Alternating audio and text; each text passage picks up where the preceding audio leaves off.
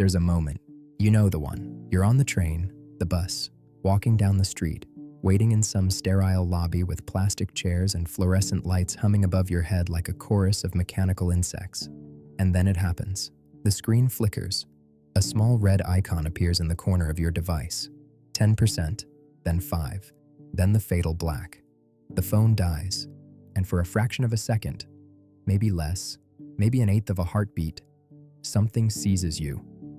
A flash of panic, a small animal terror that darts through your chest before your rational mind can catch it and say, "It's fine, it's just a phone, you'll charge it later, relax." But in that fraction of a second, before reason could intervene, something real happened. Something true. Your nervous system betrayed you.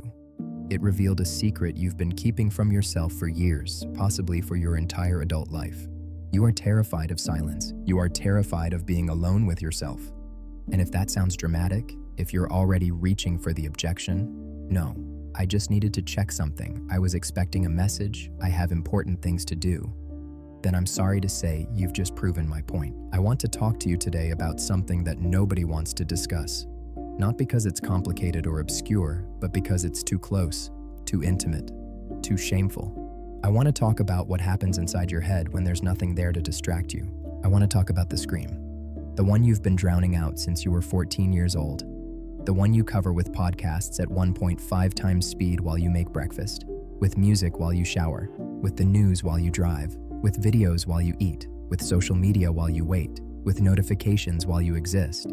You have constructed an elaborate, airtight system of noise, a sonic architecture designed with one purpose and one purpose only, to make sure you never, under any circumstances, have to sit in a room alone with your own thoughts. And I'm here to tell you that this is killing you slowly, that the person you could become is suffocating under the weight of all that noise, that somewhere inside you, buried beneath the podcasts and the playlists and the infinite scroll, there is a voice that has been trying to speak to you for years, and you keep turning up the volume to drown it out.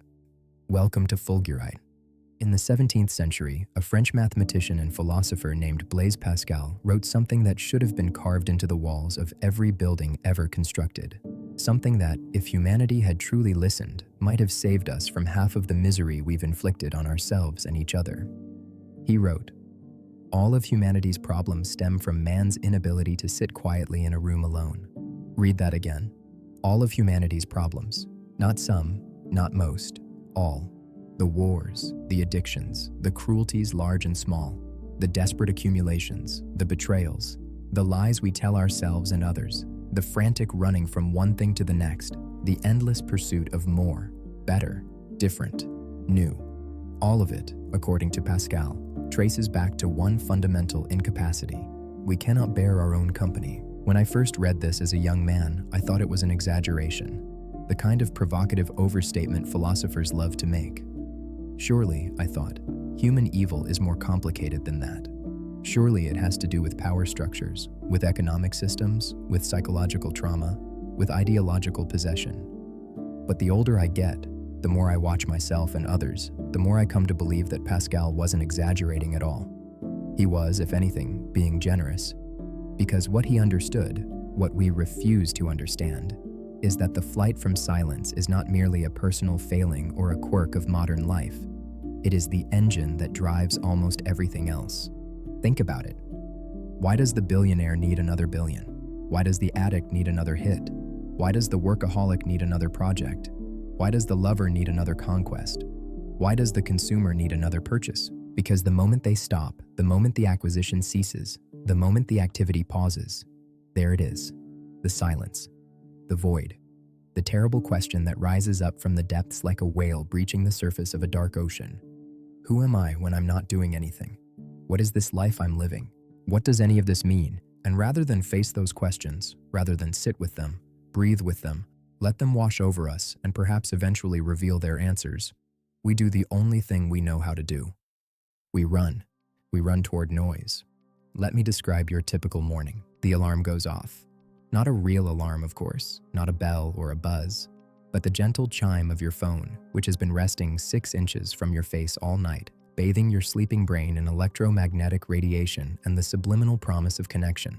Your eyes open, and before you've even fully arrived in consciousness, before you've taken a single intentional breath, before you've had a chance to ask yourself, how do I feel? Or what do I want? Or what matters today? Your thumb is already moving. The reflex is faster than thought. The gesture is more ingrained than any prayer, more automatic than any instinct. Swipe, tap, scroll. And just like that, the silence of dawn, that sacred interval between sleep and waking, when the mind is soft and the day is unwritten, has been colonized, occupied, filled with the noise of other people's thoughts, other people's opinions, other people's crises and controversies and carefully curated performances of living. You haven't even gotten out of bed, and already you've been somewhere else. Already your attention has been harvested, packaged, sold. Already you've participated in the great drowning. And then you get up and the podcast starts, or the music, or the morning news. Something, anything, to fill the space while you shower, while you dress, while you prepare your food. The hosts chatter, the music pulses. The anchors report on disasters happening far away to people you'll never meet. And you move through your morning like a ghost, present in body, absent in spirit, insulated from yourself by a continuous stream of manufactured sound. This is not living. This is hiding. This is what a fugitive does. This is what someone does when there's something inside their own house they don't want to see. Here's what nobody tells you about this constant flight from silence. After enough time, you lose the ability to return. The inner voice, the one that used to narrate your experience, the one that used to reflect and wonder and question, that voice doesn't disappear, but it becomes foreign, unfamiliar. It starts to sound like someone you used to know but can no longer quite place. When was the last time you sat in true silence? No phone, no music, no screen, no distraction, and simply listened to your own thoughts? If you're being honest, you might not even remember. And when you try it, when you finally find yourself in a situation where no noise is available, where the battery has died and the Wi-Fi is gone, and you're alone with the terrible silence, what happens? I'll tell you what happens, because I've been there, because I've watched it happen to myself and to others. First, there's discomfort, a kind of restless itching in your mind, like a phantom limb reaching for a device that isn't there. Your attention has been trained for years to expect stimulation every few seconds, and now that stimulation is gone and your nervous system doesn't know what to do with itself. Then comes the anxiety, a low-grade panic that rises from somewhere beneath conscious thought. Not panic about anything in particular, not panic about a threat or a problem or a situation, but panic about nothing. Panic about the absence of panic, the terror of having no external crisis to focus on, which means you might have to focus on the internal one. And then, if you stay there long enough, if you don't immediately reach for some new source of noise, something else begins to happen. The thoughts come. Not the useful thoughts, not the productive thoughts, not the thoughts you'd share on social media or bring up in conversation. The other ones. The ones you've been running from.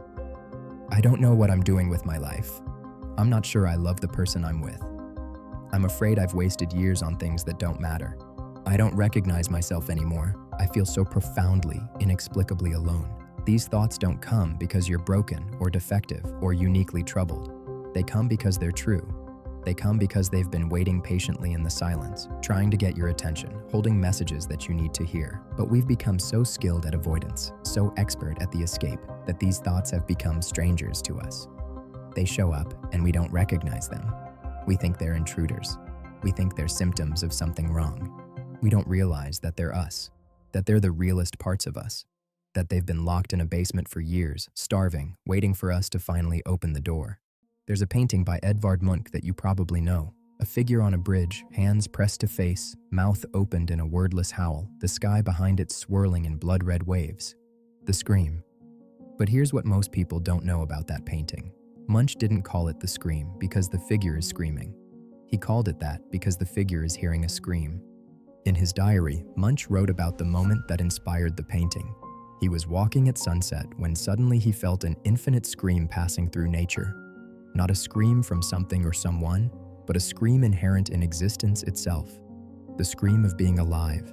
The scream of consciousness confronting its own inexplicable presence in a vast, indifferent universe. This is what Pascal knew. This is what we're running from.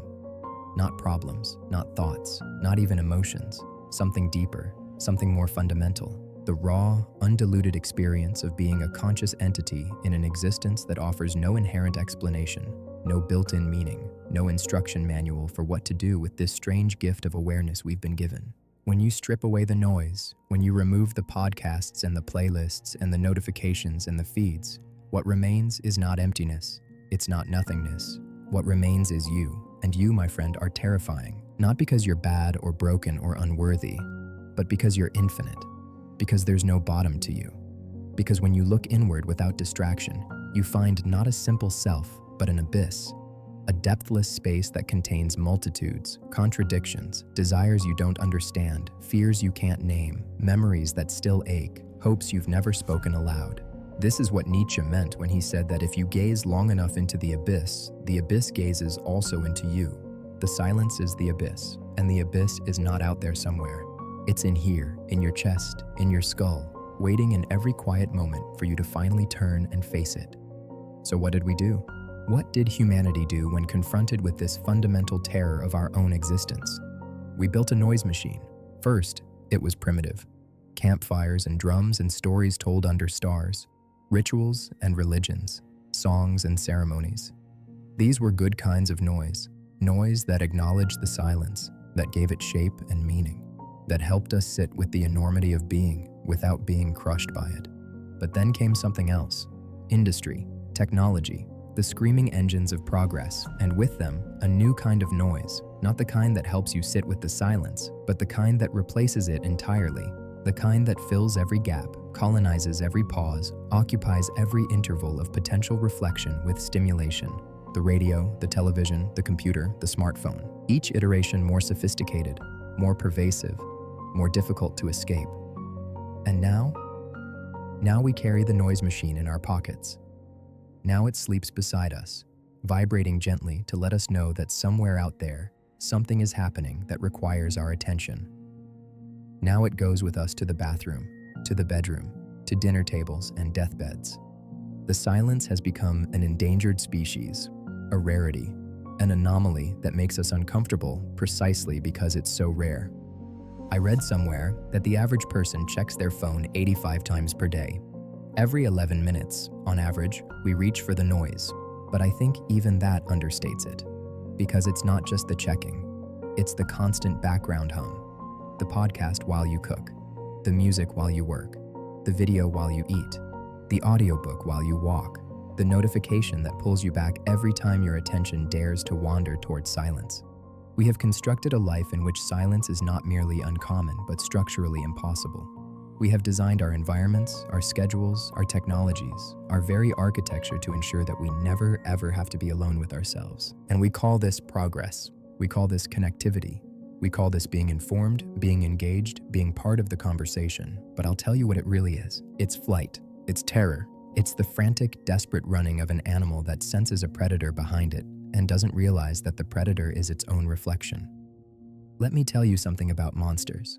In every story, in every myth and legend and fairy tale that humanity has ever told, there's a moment when the hero must descend into the underworld, into the cave, into the dark forest where the beast lives. The hero doesn't want to go. The hero is terrified. The hero would rather do anything else, fight armies, cross oceans, perform impossible tasks, than enter that darkness and face what waits there. But the story is clear. There is no other way. There is no heroism without the descent.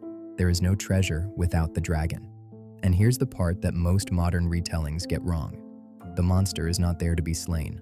The monster is there to be understood. When you finally stop running from the silence, when you finally sit down, alone, with no device and no distraction, and let the thoughts come, you will meet something that feels alien and threatening, something that speaks in a voice you don't recognize, that says things you don't want to hear. This is the monster. But the monster is not your enemy. The monster is the exiled part of yourself, the parts you couldn't face, couldn't integrate, couldn't accept, the grief you never processed, the dreams you abandoned, the truths about your life that were too painful to acknowledge, the questions about meaning and death and purpose that you've been stuffing into the basement for decades. These parts of you didn't disappear when you stopped looking at them. They've been down there in the dark, growing strange, accumulating power, becoming monstrous precisely because you refuse to sit with them. The silence doesn't want to destroy you. The silence wants to reunite you with yourself. But that reunion requires something that modern life has made almost impossible to give: time, presence. the willingness to sit with discomfort without immediately medicating it with noise. I want to tell you about something that happened to me. It was a few years ago.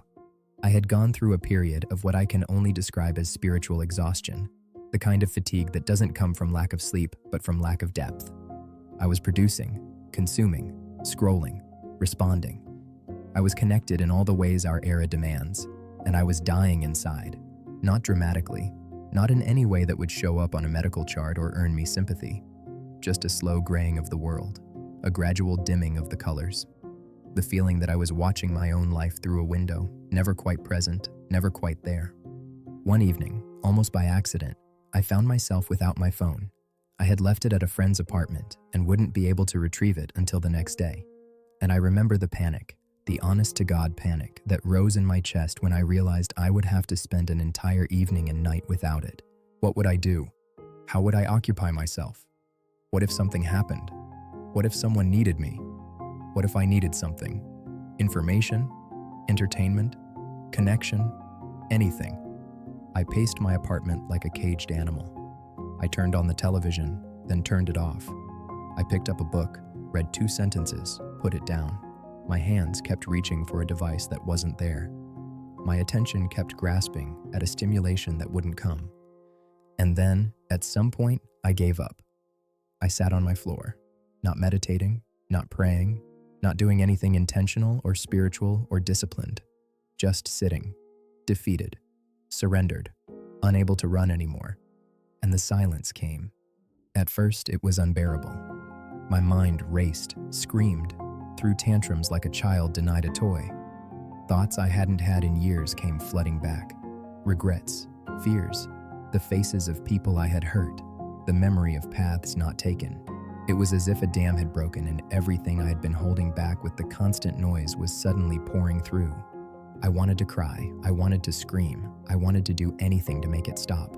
But I had nowhere to go, no escape hatch, no exit. So I stayed, and something strange began to happen. The flood, which had seemed infinite, began to slow. The thoughts, which had seemed so threatening, began to lose their charge. It was as if my mind had been waiting years for this chance to speak. And now that it finally had my attention, it didn't need to shout anymore. The silence, which had felt like an enemy, began to feel like something else. A presence, a companion, a space in which something new could emerge. I sat there for hours, I don't know how many. At some point I lay down on my back and stared at the ceiling and just existed. No narrative, no agenda, no productivity, just being a human creature in a room, breathing, thinking whatever came, letting it pass. And when I finally got up, when the sun had risen and the night had passed and I had survived my accidental exile from the noise, I felt something I hadn't felt in years.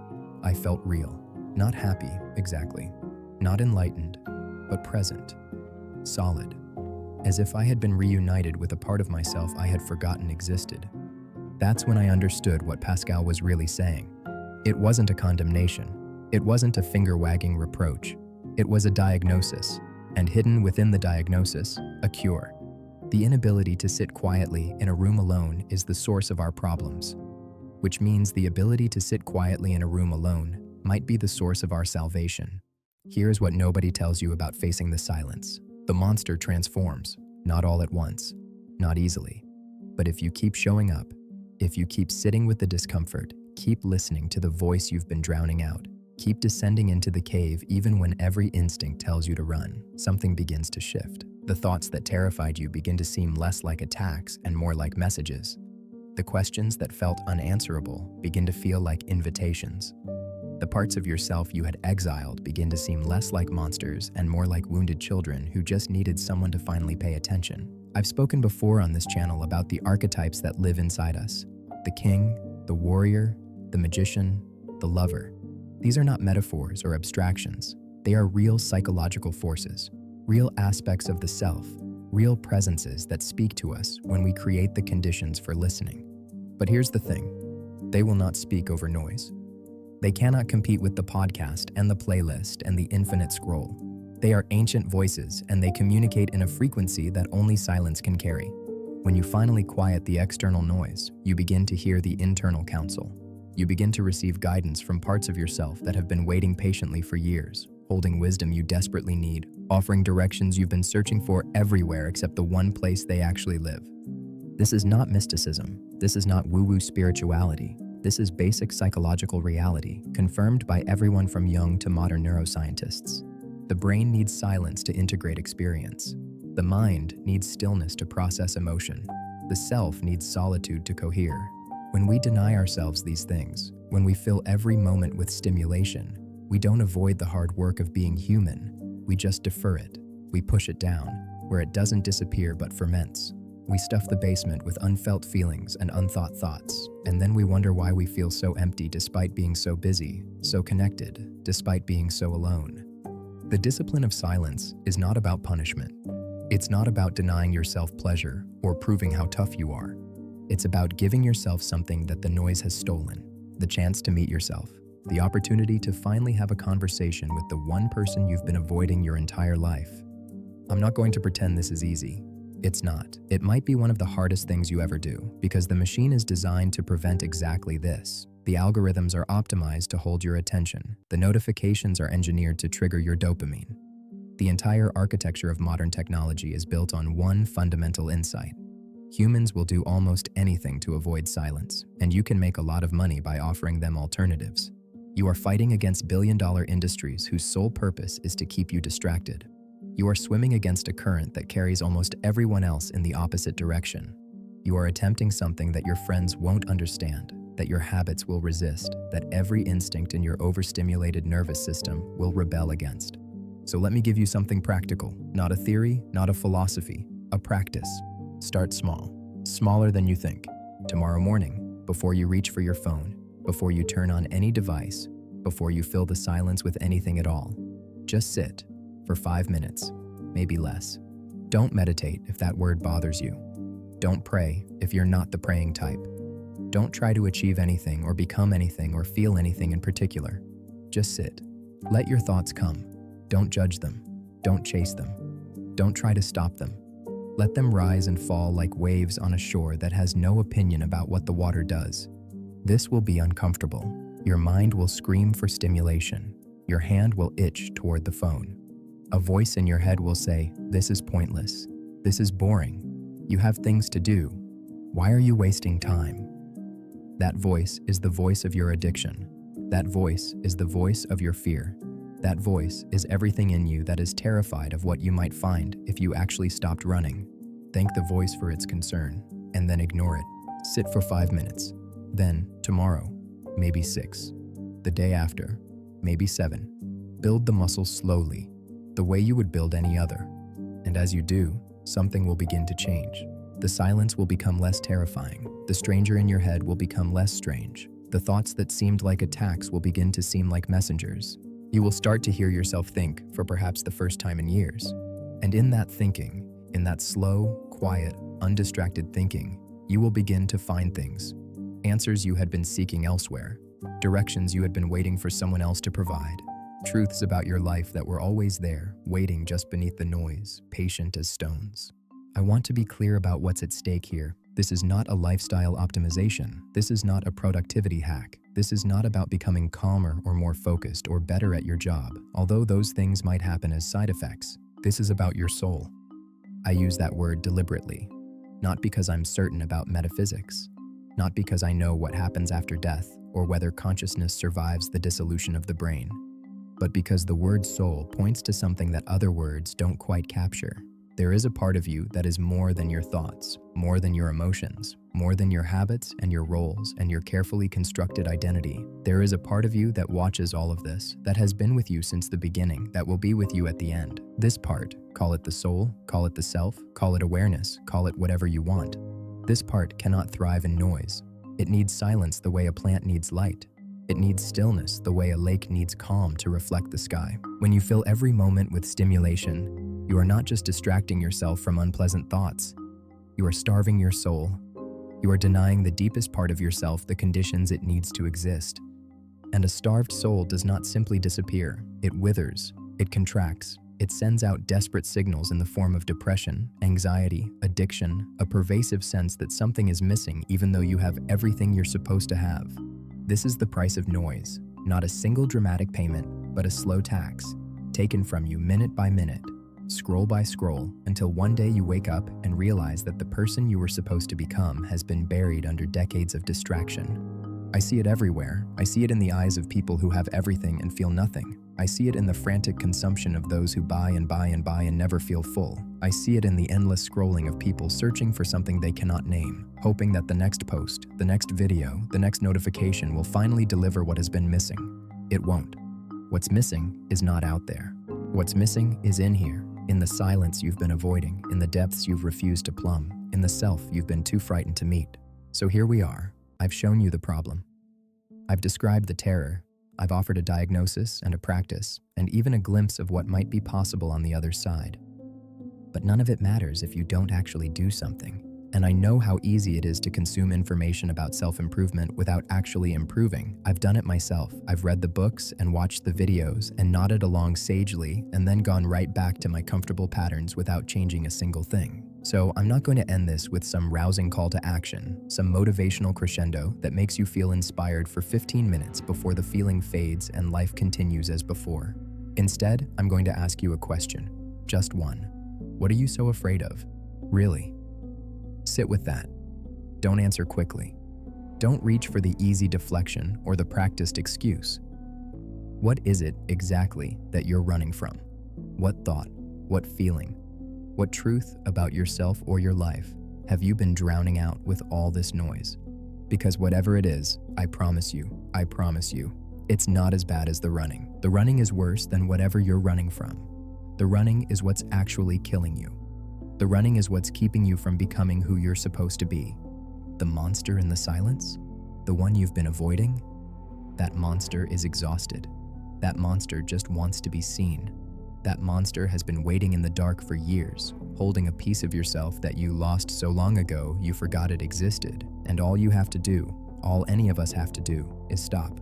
Stop running, stop scrolling, stop filling every moment with noise. Sit down, close your eyes, let the silence come. Let the monster speak, and discover, perhaps for the first time, that it was never a monster at all. It was just you.